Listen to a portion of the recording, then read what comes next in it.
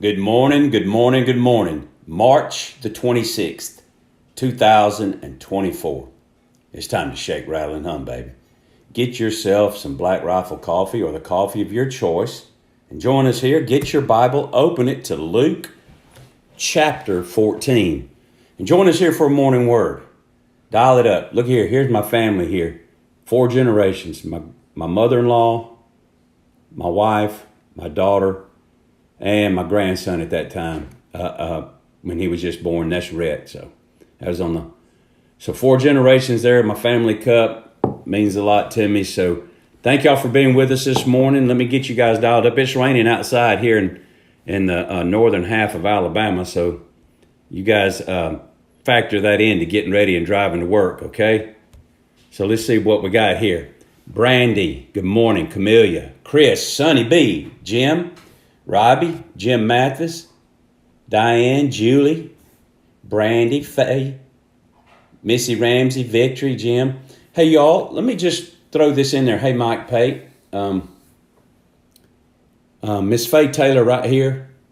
She's my neighbor, and she's a faithful follower here. Hey, Terry, on the morning word, and she's brought her husband home on hospice. Long story, but all you need to know is he needs prayer and she needs prayer. He needs prayer for a peaceful transition. He's ready. She needs prayer for a peaceful transition. And so y'all please keep them in prayer. Please. Victory, Tina, Chuck, Mary Swindle, Tess, hey, Wade, Elaine, Diane, good morning. Sharon Shirley, good morning. Hey, Jess. Hey, Gail. Good morning. Brandy Shaw. Good morning. Mary Swindle, good morning to you. Y'all get your little sip. Yeah, hey, buddy. Hey, Virginia. While you guys are loading up here and getting online, we'll give you about 30 more seconds. We just, hey, Michelle. Good morning, Kevin. I want to give a shout out to our North River Christian Academy girls softball team yesterday. We traveled over to Tuscaloosa Christian School, which is a rarity because we're in different leagues. But we played them. We won. Had a big game. And my baby girl, Wayna, we call her Mike. I used to call her Wayna when she was little. Her name is Elena. She had a great game yesterday. Had some good hits. I think a triple and a couple of doubles, and turned a double play in the field. So she had a big game yesterday. NRCA had a big game. And shout out to Tuscaloosa Christian. They're a good host. I know some of their players and their families, good people. So it's just fun to play some good softball in these smaller schools, smaller private schools, and got some good competition. Got some good players. Even at that level, and a couple of very good players. So just a tip of the hat to them. And thanks to our coaches. Hey, Heather. Hey, Gail. Hey, Brandy. Yes. Hey, Joanne. Good morning. Kim Barnett, good morning. Hey, Camellia. Yeah, we're getting wet today, EJ. Hey, Randy Ferris. Gonna be wet today. Hey, Kim. Good to see you, Monty. For all of y'all that commented on our Facebook post about Beth's birthday, thank you so much. We appreciate that. Here we go. Let's get a toast to the morning word crowd. God bless you and God bless America. Okay, so yesterday I forwarded to some of my friends that I have on text, a couple of text threads, about a church. Now, I want you to go to Luke 14, a very famous church in the United States, a mega church.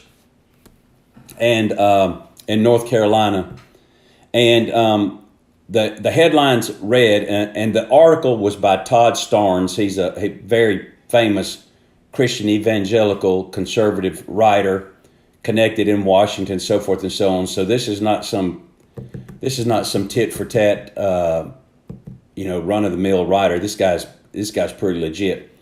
And anyway, he was talking about how the church was boasting that it was not going to use words like the cross, Calvary, blood, resurrection, and so forth and so on in its advertisement for its upcoming Easter message. And the digital content pastor or director of this church said, okay, and you can go read the article, just Google it. I'm not going to tell you the church's name lest somebody think I'm picking on somebody. I'm just picking on the point. And that is, they did not want to use those words so that the people who were not in church would feel like outsiders. Went on to say that when you're invited to our church, you should be real chilled. The people who receive invitations to their church should feel real chilled. They should not feel like an outsider, and so forth and so on. And basically, it is an attempt for the church to make itself appealing to the masses, culturally relevant. And it does away with any word or phrases or ideologies that might seem to be a dividing point or something that makes people feel outside, to use their words, or alienated or intimidated or whatever. So it's this guy, Todd Starnes, wrote a book called article or a book on woke evangelicalism, which is the title of the morning word, woke evangelicalism, and that's what it is. So let me read these verses here, and we'll go back and we'll talk about this for a moment. In Luke chapter 14, verse 25, I want you to circle the second and third words in your Bible if you have a pencil or a pen, or underline them or make a notation or something. Now, great multitudes went with him. That's Jesus. Great multitudes are now following Jesus. He's going into his final week here. And it says, and he turned to them. Now, let's just pretend like Jesus has a digital content creator. And he's telling his digital content creator in his mega church, I want you to communicate a message for me to the masses. Okay, now the reason we say to the masses is here in verse 25, it says great multitudes. The church that I was talking to you about boast or reports that they have over 25,000 members. And he turned and said to them, that's the great multitude now, if anyone comes to me and does not hate his father and mother, wife and children, brother and sisters, and his own life also, he cannot be my disciple. And whoever does not bear his cross and come after me cannot be my disciple. For which of you, intending to build a tower, does not sit down first and count the cost, whether he has enough to finish it, lest after he has laid the foundation and is not able to finish, all who see it begin to mock him, saying, this man began to build and was not able to finish. Or, what king going to make war with another king does not sit down first and consider whether he is able with 10,000 to meet him who comes against him with 20,000? Or else, while the other is still a great way off, he sends a delegation and asks conditions of peace. That's called compromise there. So likewise, whoever of you does not forsake all that he has cannot be my disciple. Salt is good, but if the salt has lost its flavor, how shall it be seasoned? It is neither fit for the land nor for the dunghill, but men throw it out. He who has ears to hear, let him hear. Guys, listen to me. You don't build a 25,000 member church and preach those words. See, you preach those words, you're going to cull the herd. And that's exactly what Jesus was doing. Jesus was turning around and he's saying, you guys are all lined up behind me and you're following me. And right now you're identifying with me because you think that I'm going to bring in some kind of earthly kingdom that's going to set you in front of your adversaries. It's going to bless your socks off and that's going to remove all of your hardships. And that ain't going to happen. And you need to know that if you follow me, it's going to take some perseverance. It's going to take some commitment. And not only that, he says, you must be willing to forsake everything. Now you say, we say that. we say those things, but Jesus sees the heart. Jesus sees the heart. And what woke evangelicalism is a compromise of the gospel to remove everything that offends. I said it in my text to my friends. I said it's cutting the corners off like bread, the crust. It's cutting the corners off and it's smearing the middle. It's giving a watered down, pablum-coated message, feel-good message to a bunch of people who want to know the truth, but only want to know it so far, okay? And so they're only taking them so far. And it's producing a lot of pseudo conversions. People are getting comfortable in their numbers. Man, if I'm going to a church that has 25,000 people, I'm in the right place. And I'm one of them. And there's comfort in numbers. And we know how that plays a lot of time. You know, here's what our kids say when they're doing something stupid, or my grandkids now and kids, you know, they're doing something stupid. I'll say, why are you doing that? Why did you do that? And they say, well, here's what I just heard it this past week. Well, everyone else in the class, or well, everyone else is. I said, I'm not worried about everyone else. I'm not everyone else's daddy. I'm not everyone else's papa. I'm talking to you. All right. So we find comfort in anonymity. We find comfort in crowds, and likewise, we appeal to them by making the gospel appealing to them. We don't. Using the girl, the digital content creator for this mega church, she says, we don't want people to feel like outsiders. Well, listen, okay? If they are not born again, they are outsiders. They're outside the kingdom. Jesus told Nicodemus, unless you be born again, you cannot see the kingdom, neither can you enter it. We are outsiders. Until we're born again, we are outsiders. And people need to know they're outsiders. You can't be insiders by being good. You can't be an insider by being part of the crowd. You can't be an insider because you go to a church with 25,000 people and you're part of it.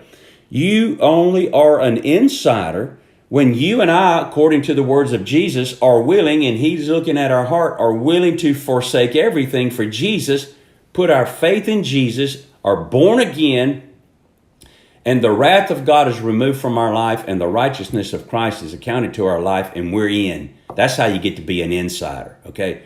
Woke evangelicalism says you can be an insider and sells you an easy message. Woke evangelicalism is to the gospel, okay, what used car salesmen are to cars. That's all woke evangelicalism is. Take her for a ride, baby. All right, and they got it held together with baling wire and putty so that she runs good enough to get off the lot and you can't get out of sight, and she's going to crash. She's going to lock up on you and seize, and you're going to realize that you've been taken. That's what's happening right now in not just mega churches. I'm not picking on mega churches. I'm just telling you. I'm just using this as a fact. This happened. You can look it up in the last couple of days. But my point is, and that could be in a church of 25 people. Jesus said one of the earmarks that you will see and be able to notice that we are in the last of the last days, and the signs of his coming is that there would be false Christ, okay, false messiahs, people claiming to be Christ, and false prophets. What does a false prophet do? He gives you a false gospel, a false message. And the reason he's doing it is to gain followers, okay, gain followers, gain hits and likes on Facebook, gain followers on YouTube, to feather their own cap and to make themselves look good. Let me tell you what I would do today if I was the pastor of that church, because I certainly wouldn't have been the source of that information. But if I read an article that our digital content creator said that what that girl said, I'd fire her this morning before she got her first cup of coffee. I'd fire her. I said, what the Sam Hill you think you're doing? Now, here's the problem. I don't think that she got that information or that idea on her own. I think it trickled down from the top. Matter of fact, I'm fairly confident that if I had to make a bet, it would come down that I would bet on that. But my point is this: we have to understand that the gospel is offensive. It has a cross, and the cross is offensive. It is offensive to tell people that they are lost without a Savior, bound for a devil's hell, and the wrath of God is hanging over their head. That is offensive to the human spirit. That slaps the you-know-what out of the human ego. But Jesus said that we must be broken over the gospel, and the cross is to break us so that the resurrection can revive us, and life comes out of death. We were crucified with Christ, nevertheless we live, yet not I, but Christ liveth in me. You and I must have our human egos, our human pride, our prideful, sinful, selfish heart broken on the cross of Christ and on the gospel of Christ. It must break us to the point that we have nothing to offer, no self-confidence, no self-righteousness, no self-hope, no hope of life, heaven, or anything at all without Jesus. And we are absolutely convinced that He's God's rescuer, God's redeemer, God's reconciler for the human race, to include us. And guys, when you paint a different picture with your advertisements and then bring them into the church and preach something differently, which most of the time they don't, okay? It's all about God going to make you feel good about yourself. Listen. Never mind, I'm not going to go there. Randy Fuller, the old Randy Fuller, and the old you must die. Okay? That's uncomfortable. But the good news is that God is creating, offers to me a new life, a new start, a new name, a new purpose, a new destination, a new hope, a living hope. Okay? That's the gospel. And so I don't think that Jesus would have hired the digital creator to go out and the digital content creator to go out and advertise, hear ye, hear ye, hear ye. Okay? Come one, come all. All right? He turns to the multitudes, and this wasn't the first time. Every time the crowd got large, every time, and Jesus knew that they were following Him for the wrong reasons, or that they weren't clear on why they were following Him. Maybe they were just moving along with the crowd. Yeah, I'm going, Jeff's going, Steve's going, Janet's going, Jill's going, I'm going, all right? He turns around on another occasion. He said, unless you drink my blood and eat my flesh, you have no part with me. Immediately they said, this is a hard saying, and it says immediately many of them turned and walked with Him no more. And then he turns to his disciples, which in today's context, he turned to his digital content creator, all right? And he goes, hey, y'all want to go too? We don't need a 25,000 seat Coliseum for what we're doing here. There ain't that many people following in this place. Now, he didn't try to run people off by name, but he put the corn down there where the chickens could get it. And he told them, unless you're willing to lose it all to follow me, you can't follow me. Let me read these words and we'll close. And whoever does not bear his cross and come after me cannot be my disciple. And anyone who does not hate his father and mother, wife and children, brother and sisters, yes, and even his own life, he cannot be my disciple. That is not woke evangelicalism. That is stone cold gospel. Woke evangelicalism. It's easy to see if you're looking, and run from it. Be salt wherever you are. We'll see you tomorrow. Good Lord willing, and the saints don't rise. Y'all remember Miss Faye and her family in prayer. And remember Vanita Brown and her family. Hope you guys have a great one. We'll see you tomorrow. Good Lord willing.